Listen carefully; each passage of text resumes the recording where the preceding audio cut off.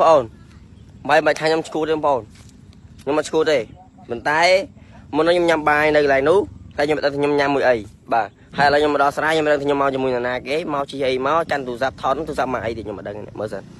อ๋อตุซับมาแพลตฟอร์ม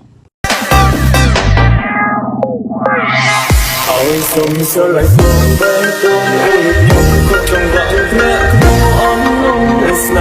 เป็นผู้แข่งต้องปองจะสโลว์คืออ่อนต้องปองเนี่ยឃើញស្នាមញញឹមភ្នែកអូនស្រទន់កាយវិការវត្តវណ្ដជាប់បេះដូងបងហើយ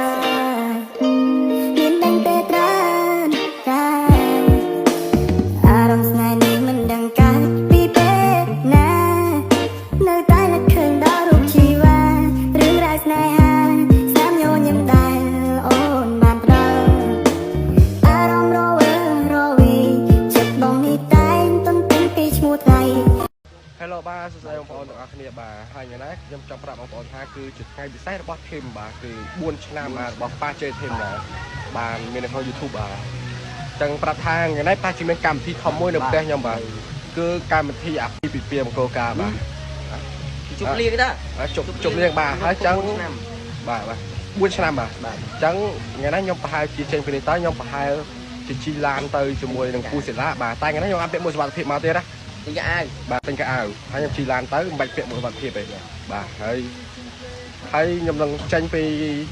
កន្លែងទិញកៅអៅទៅខ្ញុំនឹងរៀបចំខ្លួនមកទៅពិធីឡើងផ្ទះគេបាទអរគុណជួយបាយបាយបងប្អូនខុសហើយអរគុណបងប្អូនសម្រាប់មើលការមើលវីដេអូដ៏អស្ចារ្យមួយនេះHello បាទសួស្តីបងប្អូនបាទហើយខ្ញុំពីអ្នកប្រុសកនទៀតហើយបាទខ្ញុំចង់ចែកម្លែកបាទពិសោធន៍ខ្លះទៅបងប្អូនថាចង់ចាក់សម្រាប់អ្នកដែលចង់ចូលក្រុមសម្ដែងអីចឹងបងប្អូនត្រូវដឹងពីចំណុចទាំងអស់នេះអាកាលពីកាលខ្ញុំអត់តាន់ចេះសម្ដែងបាទគឺខ្ញុំជាអ្នកបដាលម្នាក់បាទទៅជីងចាំខ្ញុំជាអ្នកបដាលម្នាក់ដែលច្រៀងបរោះហើយពេលហ្នឹងខ្ញុំបានជិះកង់ទៅកន្លែងបដាលបាទខ្ញុំជិះកង់ទៅកន្លែងបដាល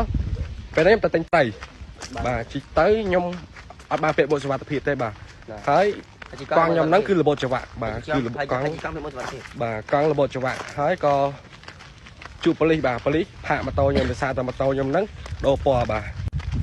ហើយខ្ញុំទៅមុខទៀតបាទពេលហ្នឹងខ្ញុំជិះឡានបាទខ្ញុំទៅមុខទៀតខ្ញុំជិះឡានបាទឡានហ្នឹងខ្ញុំហ្នឹងម៉ាក់ Honda បាទ Dream Zone 2022បាទអរគុណអ្នកនរគ្នាស្រួលបាទដាច់ហើយនៅ